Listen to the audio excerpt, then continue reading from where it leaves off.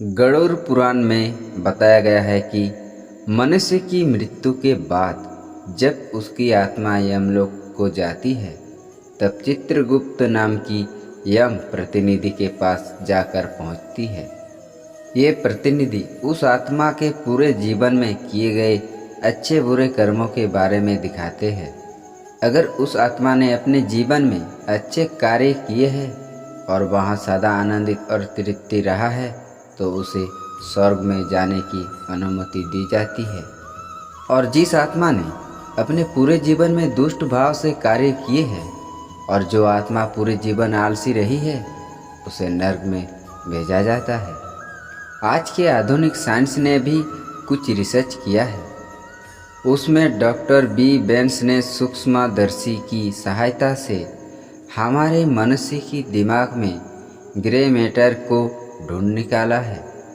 संशोधन के बाद ये पता चला है कि जो आदमी दुराचारी, दुष्ट और लोगों का बुरा चाहने वाला आलसी है उसके दिमाग की ग्रे मैटर की रेखा सूक्ष्म है। और जो मनुष्य अपने जीवन में सदा अच्छे कार्य करता है, लोगों के बारे में अच्छा सोचता है, उसके ग्रे मैटर को स्वच्छ और विस्तृत देखा गया है।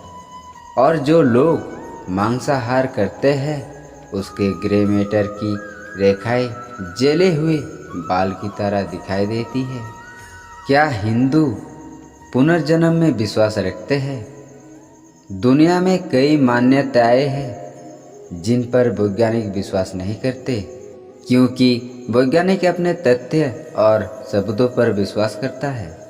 मनोवैज्ञानिक, भौतिकवादी या वामपंथी कोई आत्मा, ईश्वर, पुनर्जन्म या पुनरुत्थान आदि को नहीं मानते तथा उनके अनुसार मृत्यु के बाद सभी कुछ समाप्त हो जाता है। लेकिन हिंदू धर्म में पुनर्जन्म की मान्यता है। हिंदू धर्म के अनुसार व्यक्ति के शरीर की मौत होती है, उसकी आत्मा की नहीं। आत्मा मृत्यु के बाद एक शरीर छोड़कर दूसरे शरीर में प्रवेश कर जाती है और उसको पुनर्जन्म कहा जाता है। हिंदू धर्म के अनुसार आत्मा कभी नष्ट नहीं होती, वो मृत्यु के पश्चात मोक्ष प्राप्ति, स्वर्ग, नर्क या मनुष्य, पशु पक्षी के रूप में पुनर्जन्म हो सकता है। गीता में एक श्लोक का उदाहरण कुछ इस तरह से है। वासासी जीर्णानि यथा विहाय नवानि गृह्णाति नरप्राणि तथा शरीराणि विहाय जीर्णा नये नयानि संयाति नवानि देहि। गीता 2:22। अर्थात जैसे मनुष्य पुराने वस्त्रों को त्याग कर दूसरे नए वस्त्रों को ग्रहण करता है, वैसे ही जीवात्मा पुराने शरीरों को त्याग कर दूसरे नए शरीरों को प्राप्त होती है।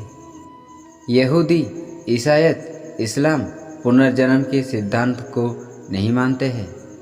युक्त तीनों धर्मों के समानांतर हिंदू, जैन और बुद्ध ये तीनों धर्म मानते हैं कि पुनर्जन्म एक सच्चाई है। विश्व और भारत में ऐसे ढेरों किस्से मिल जाएंगे जिनको अपने पिछले जन्म की याद है। विज्ञान इस संबंध में अभी तक खोज कर रहा है, लेकिन वो किसी निर्णय पर नहीं पहुंचा है। पूर्व जन्म के कई वृत्तांत पत्रिकाओं व अखबारों में प्रकाशित हुए हैं।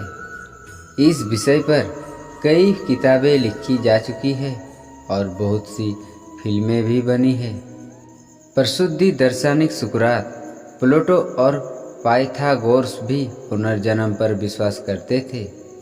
दुनिया की लगभग सभी प्राचीन सभ्यताएं भी पुनर्जन्म में विश्वास करती थी।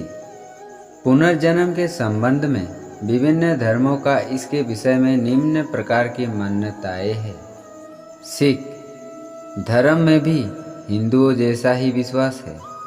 जैन धर्म में भी पुनर्जन्म की मान्यता है, लेकिन आत्मा का शरीर अनुपात आकार की मान्यता है और आत्मा में कर्म पुद्गल चिपक जाने के कारण पुनर्जन्म होता है।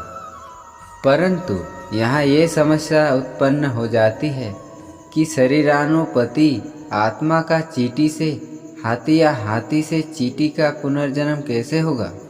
बुद्ध धर्म में आत्मा की मान्यता नहीं है, परंतु एक द्वीप से दूसरे द्वीप के जलने की मान्यता है। ये अनुवासी की निरंतरता की तरह तो माना जा सकता है, परंतु प्रश्न ये उत्पन्न हो जाता है कि फिर निर्वाण किसका होता है। मुस्लिम, ईसाई, यहूदी, पारसी धर्मों में पुनर्जन्म की मान्यता नहीं है, लेकिन मृत्यु के समय फरिश्तों द्वारा रूह आत्मा को कब्जा करने की मान्यता है। फिर प्रलय के समय पुनरुत्थान की मान्यता है, लेकिन प्रलय तक आत्मा कहाँ रहती है। अगर पुनर्जन्म एक सत्य है तो हिंदू धर्म में क्यों पितृपक्ष मनाया जाता है। क्योंकि पितृ नाम परमात्मा का भी है, इसलिए श्रद्धा ही सत्य का साक्षात्कार कराती है। श्रद्धा से सत्य की प्राप्ति होती है। श्रद्धाहीन मनुष्य निर्जीव ही समझना चाहिए।